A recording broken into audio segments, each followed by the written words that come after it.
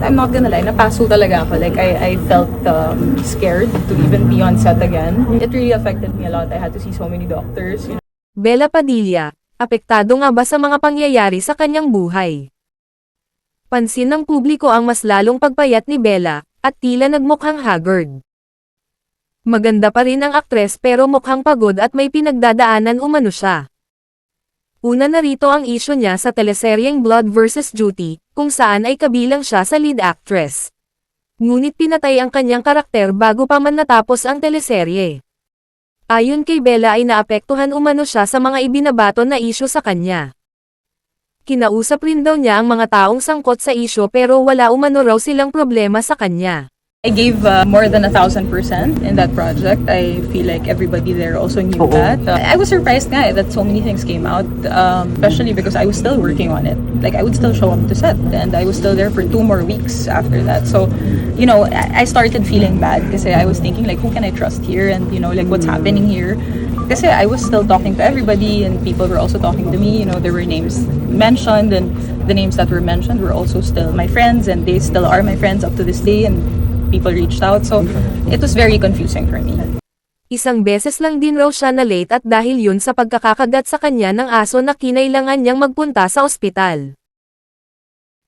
Mahilig mag-post si Bella sa kanyang Instagram story ng mga cryptic post, at doon nagsimula ang pagbanggit at pagbalita sa kanya palagi ni OG Diaz sa kanyang YouTube podcast, ang OG Diaz Showbiz Update. Kung saan ay naging sakit sa ulo umano si Bella sa set. Pinagdidiskitahan raw niya si Baron Geisler. Nangangiaalam na raw siya sa script, at inaakyat agad sa management ang kanyang mga issues. Lahat ng ito ay pinabulaanan ni Bella, at may resibo raw siya. Yun, like I said kanina, everything's easily refutable. I have receipts. Even something as simple as always being late. I could have easily refuted that because I come on set sometimes earlier than the prod. So, I was late once. Kinagat ako ng aso. So, I had to go to the hospital. And they knew that. Sa final press conference ng Blood vs. Duty, no-show si Bella kahit parte siya sa main cast. At anya, ginawa raw niya ang best niya sa teleseryeng ito, kaya hindi niya alam kung bakit humantong sa ganito. Tinanong din ng aktres kung kumusta na raw ang relasyon nilang magkakaibigan. Sina Angelica Panganiban, at Kim Chu. Sagot ni Bella ay ayaw niyang pag-usapan ito sa ngayon. Are you still friends with Kim and Angelica? I won't talk about it. Thank you. Kaya para na rin itong naging kumpirmasyon na nagkawatak-watak na nga ang grupong ang Becky. Nagsimula umano ang pagkabuwag ng kanilang pagkakaibigan, nang binunyag ni Bella ang pagpapa-freeze ng eggs ni Kim Chu, sa panayam niya kay Boy Abunda. Actually, she asked me a few years ago if we would do it together, because we're the same age. But I can't do that for medical reasons. So I'm very happy for Kim that she took this step in her life, you know, if this is what she really wants to do. Simula noon ay tila natapos na ang kanilang pagkakaibigan. Noong July 15, mas lalong tumindi ang spekulasyon ng hindi kasali si Bella sa mga taong pinasalamatan ni Angelica, pero kabilang pa rin ang Chinita Princess sa mga nabanggit. Nabash si Bella pagkatapos niyang ipagsabi ang sekreto ni Kim, dahil wala umanong karapatan ang aktres na isiwalat ang pribadong buhay ni Kim Chu, kahit malapit pa silang magkaibigan. Kasalukuyan ay may bagong boyfriend na umano si Bella. Nalilink ngayon sa isang Martin Tan ang aktres.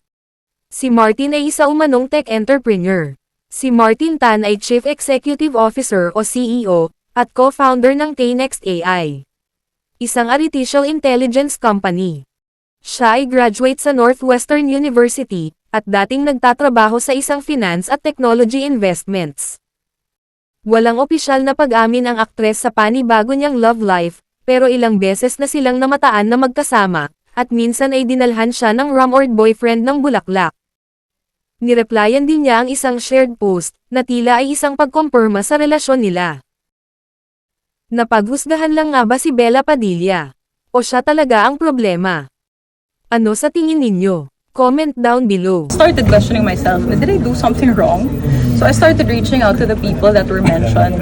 Did I do this to you? Did I ever say this? Did I make you feel this way? And everybody's like, no, we don't know where this is coming from. So I'm an open book, you know. I don't really like hide skeletons in my closet. There's nothing for me to hide also. So.